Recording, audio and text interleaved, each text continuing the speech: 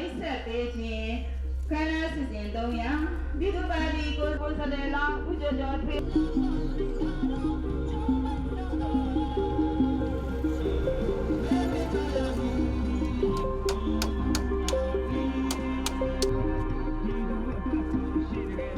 ရှိပါတယ်ဟုတ်တယ်ဒေါ်အောင်စုကြည်ရဲ့နေမြင်ဖြစ်တယ်ဆိုတော့ဒေါ်အောင်စုကြည်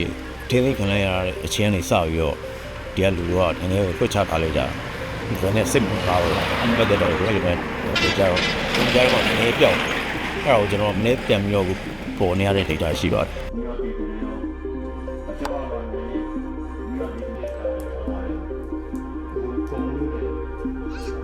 ဘူးမလို့ရင်ဒီလုံးမလဲပေါ့ဟုတ်တယ်စစ်မျိုးကြောင်းကနေလည်းကိုရီဆောက်ခဲ့တဲ့ဇလန်ပေါ့နော်ကိုရီဆောက်ခဲ့တဲ့ဇလန်ကိုပန်းနံတီးရအောင်ဆက်သွားမယ်ဆိုတော့အဲစိတ်တက်ခွန်တွန်းရနေဆက်ပြီးလုပ်ဖြစ်တာပေါ့